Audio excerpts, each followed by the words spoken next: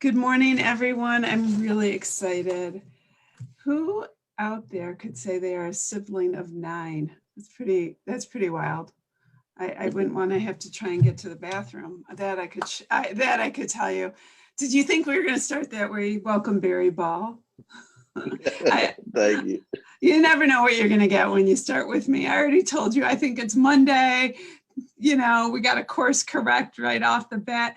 But I have to tell you, Barry has the coolest logo ever. Like, I jumped on and I was just like, wow, love his logo. So we're going to jump in. I'm going to read a little bit about Barry first, because I do not want to get this wrong, because he's pretty cool guy. So Barry was born and raised in St. Louis. He's the oldest. Is that right? Oldest of 9 siblings? That is correct. I think it's good to be the oldest, in and out of there right away. Exactly. But I think those two, I did a little research on you, and I gotta say that makes you the leader. I know in my own household of just 3 kids, the oldest is the one that is the go-to kid. And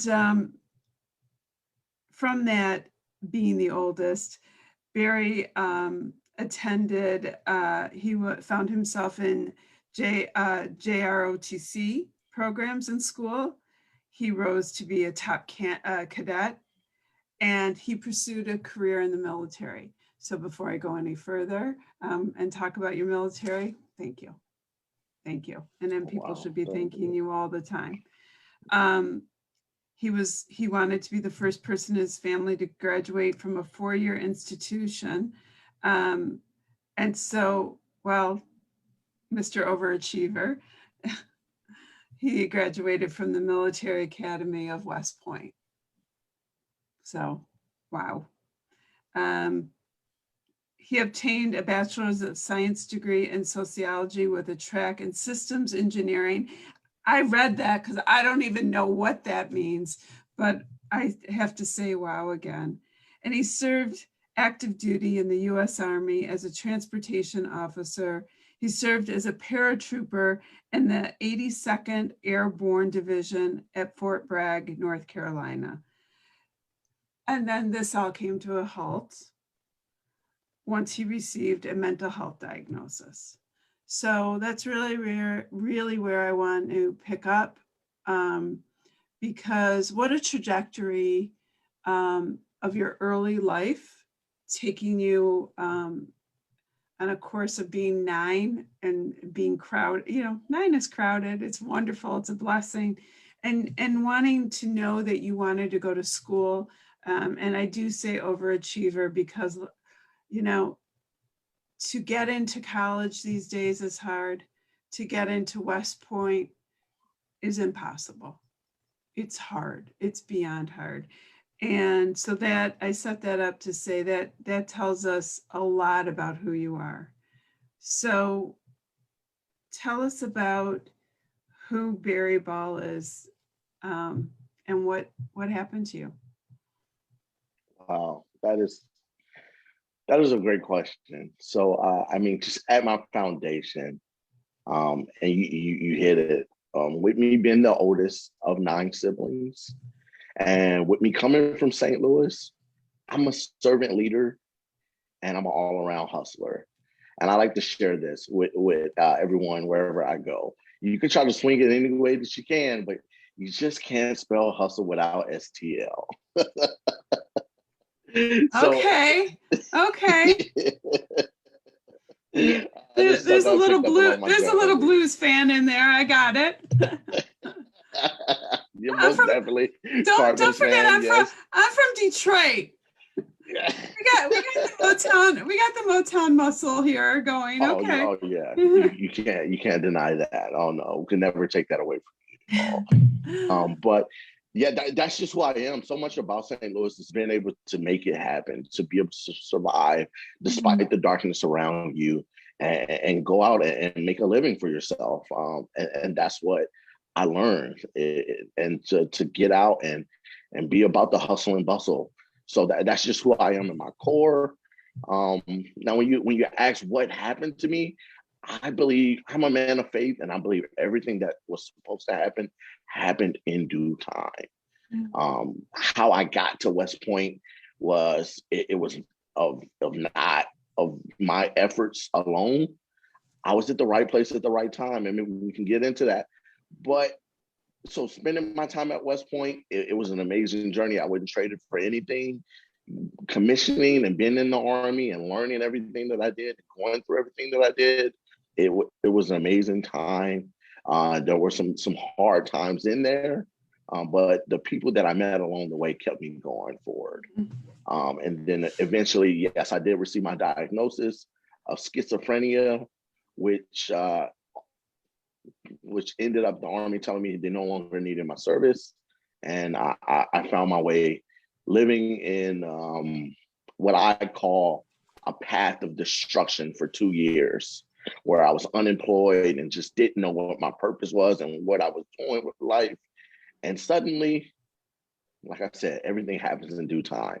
I started volunteering at a nonprofit here in Fayetteville, North Carolina, Veterans Empowering Veterans, and they helped me find my purpose again. And before you know it, I was working my way into entrepreneurship. Tell me a little bit about schizophrenia. In that is, I don't know enough about it, so I don't want to step in a mind trap of it.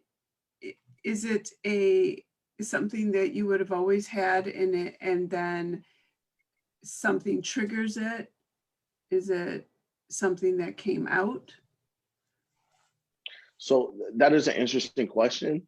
A lot of it could deal with medical history in my family and Mhm. genetics. And at the time of my diagnosis, I was under a lot of stress. There was a lot going on in my unit. Just wasn't I wasn't fitting in. I didn't have Mhm. the best support team there, and I just tried to make do with what I had. But I was under a lot of stress. I Mhm. believe at the time I was leading 71 personnel as the new lieutenant, and that's sometimes unheard of. Mhm. You typically have a new lieutenant leading or managing maybe 40 tops, Yeah. and that's still working well, hopefully working well with a chain of command and things of that nature. So not only was there, I was under stress, I had a traumatic brain injury around that time also. So Mm. I was in the airborne unit, and we would yeah, jump out of perfectly good airplanes, as they say. And as I was Mhm. preparing to land, I pulled what we call our slip, which is just pulling on the parachute to prepare to land, and the wind blew. And suddenly, I found myself in the wrong space. I was pulling on the wrong risers to prepare to land, and before I could correct, I slammed into the ground Mm. and blacked out for 15 minutes at least. So when you couple all of that together, the Yeah. stress, the pressure, the traumatic brain injury, and the fact that I didn't give myself enough time to recover, I just moved right back into the mission, everyday life. Who knows what caused the diagnosis? You're going to have issues without Yeah. question. I am so blessed. I work with uh, a client here, Pingree Detroit, and it's veteran owned and operated, and they repurpose leather goods. A lot of people here in Detroit, and they take old car leather pieces and make shoes and bags and all kinds of products. But one of the things we talk about with the veterans is the things that happen to them. And on any given day, something can trigger a bad moment, or and certainly this past year, the pandemic has caused problems. But coupled with that, any kind of injury itself um, can exasperate all of those feelings, and true injury to it certainly exasperates it even more. So I commend you for obviously what has been a tremendous amount of hard work to come out the other side. But I guarantee coming out the other side just means that you work at it all the time. Almost definitely. I think of it as my superpowers now. You know, it's not every day that it works and it's perfectly easy to manage, but it's a part of me now. It doesn't define me. It's just another piece of Barry Ball. Makes well, it so special.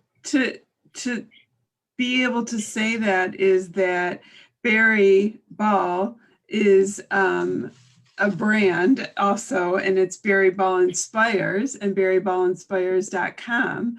And so the best part of what you learned is now being, is putting it to use and as a speaker, a motivator. So tell me a little bit about your day to day and what you're doing now. Yes. Because I think it's, I love being able to talk to someone who has had something happen to them, and instead of going about their day, you're sharing it and helping others.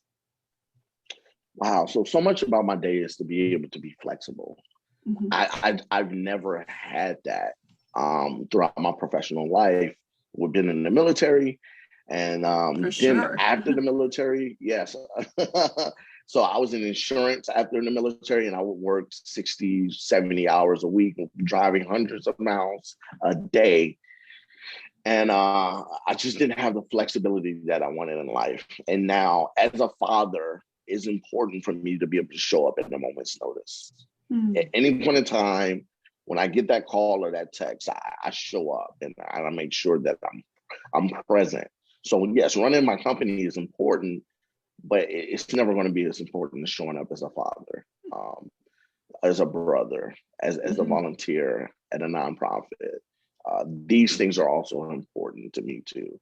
So my typical day is just getting up, starting the day as anyone else do, with getting dressed and getting breakfast going, helping my brother get out to the nonprofit that we both volunteer at.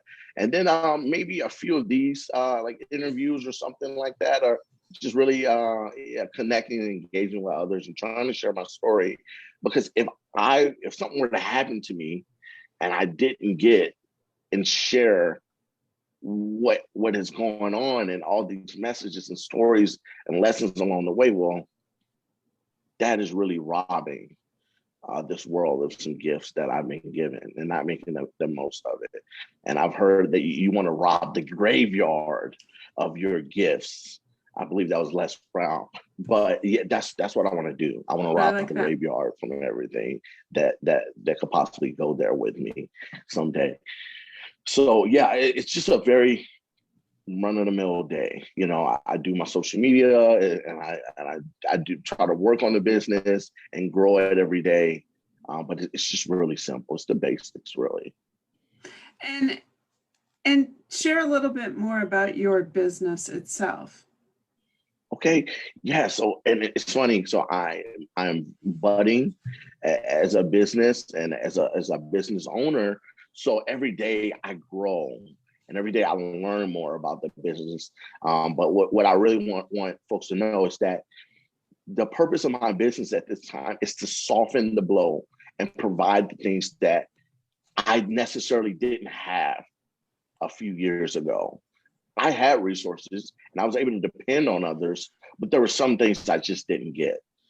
So what I want to do is reach back and lift as I climb. So as I continue to grow, I want to help the next person and uplift them. I want to be able, and what I do is I help transitioning veterans who want to get into the entrepreneurial space in terms of coaching. And speaking, my niche is resilient leadership. So what that is it's just the ability to bounce back when life hits you in the face or hits you in the gut. We all have that moment, whether it's stepping out of character, whether it is receiving a medical diagnosis. We all have that moment when life makes us have that put up or shut up type moment. it happens, and that's just a part of life. But what are you going to do as a leader? That's the question. When you know that you have others who are looking at you and depending on you to make it through, what do you do then? So I support leaders in that manner, and those are the things that I specialize in. I love that. And I think that, those who are listening, and I say this often, that, sometimes I talk with people and people take from the story and love the story, and they think, how can I help? And I say, share this, Mhm. this Facebook Live, share it to people who might need it, because there are people that we all engage in that might need, your help, or to have you speak, or to bring you on to their podcast or their Facebook Live to talk with you, because you've really overcome a lot, and your coaching with veterans and inspiring is just, it's remarkable. I'm really excited that we got to spend some time together today to get that message out. If you want to reach Barry, you can do so at barryballinspires.com, and his website is just that easy, at barryballinspires.com. It is on the link of this Facebook Live. I wish you well. Come back as often as you want. Share how things are going, and anytime. Send me a message and say you're coming back on. Keep me posted. I look forward to it. Yes, most definitely. It was great. Have an amazing day. Keep up your inspiring work. I thank you for your service, and I thank you so much for what you're doing now. And most importantly, keep feeling good. That Wow. While you feel good, you got to feel good about yourself. You got to take a break when you don't, and it's okay when you don't feel good. And I like to say it's okay to say I don't feel good and I need help. And when people are going through something, ask for help. We all need help every day or at some point in our lives. And I find it's really amazing, though people will come and help. So life has told me to hold that to be true. I've seen it time and time again. Yeah. So not asking for help means it's it's too late. So ask for help. So thank you for coming anytime. The invitation is open. I will reach out. All right. Enjoy. Have a great day. A great Tuesday, since we've established now we know it's Tuesday. All right. Enjoy, Barry. Nice meeting you. All pleasure's all mine. Take care.